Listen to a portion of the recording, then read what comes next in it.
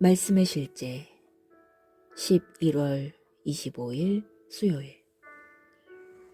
자신이 누구인지를 아는 지식. 악인은 입으로 그의 이웃을 망하게 하여도 의인은 그의 지식으로 말미암아 구원을 얻느니라.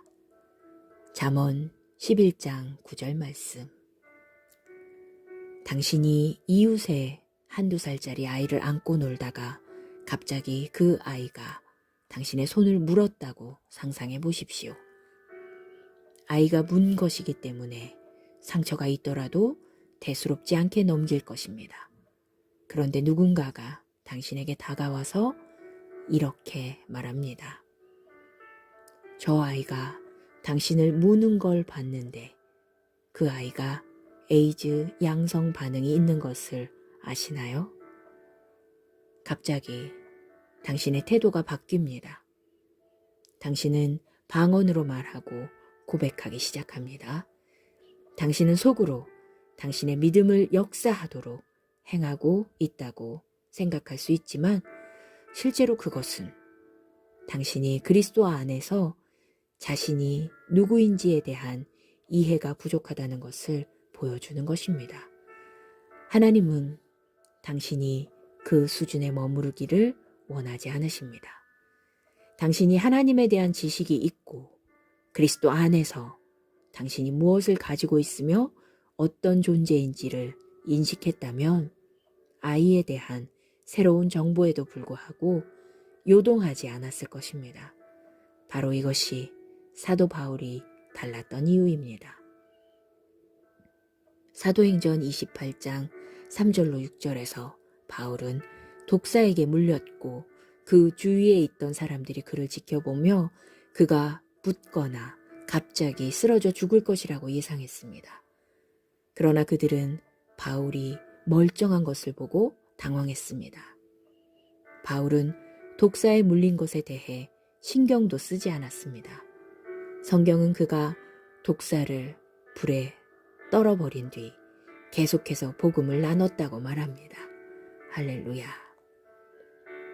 누군가는 내게도 바울과 같은 믿음이 있다면 이라고 말할지도 모릅니다. 그러나 바울이 보여준 것은 믿음이 아니라 하나님에 대한 지식이 역사하는 것이었습니다. 사도 바울은 예수님께서 그리스도인이 어떤 존재인지 말씀하신 것에 대한 지식만을 가지고 있었습니다. 마가복음 16장 17절로 18절에서 예수님은 믿는 자들에게는 이런 표적이 따르리니 무슨 독을 마실지라도 해를 받지 아니하며 라고 말씀하셨습니다. 실수이든 의도한 것이든 독성 물질이 당신의 몸에 침투하더라도 당신에게 아무런 영향도 미치지 못할 것입니다. 당신에게 필요한 것은 하나님의 말씀에 대한 정확하고 적절한 지식입니다. 이것이 당신을 삶의 분야에서 뛰어넘게 만드는 것입니다. 많은 사람들은 믿음에 문제가 있는 것이 아닙니다. 우리 모두 믿음이 있기 때문입니다. 문제는 그리스도 안에서 자신이 누구이며 무엇을 소유하고 있는지에 대한 이해가 부족한 것입니다. 하나님의 말씀에 대한 지식은 당신에게 승리와 다스림의 초월적인 삶에 대한 부인할 수 없는 확신을 가져다 줍니다. 이것이 당신이 매일 말씀을 공부하고 묵상해야 하는 이유입니다. 왜냐하면 오늘의 본문 구절에서 말하듯 의인은 그의 지식으로 말미암아 그의 유업으로 옮겨질 것이기 때문입니다.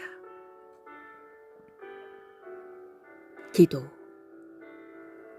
사랑하는 아버지, 당신의 말씀이 내 삶에 미치는 영향으로 인해 감사드립니다. 오늘 말씀을 공부하고 묵상하면서 그리스도 안에서 나의 유업을 발견할 뿐만 아니라 하나님께서 그리스도 안에서 나에게 공급하신 것을 누릴 수 있는 믿음을 받습니다. 나는 하나님의 말씀을 통해 다스리며 삶의 도전들을 이기고 전진하고 승리합니다. 예수님의 이름 안에서 기도합니다. 아멘.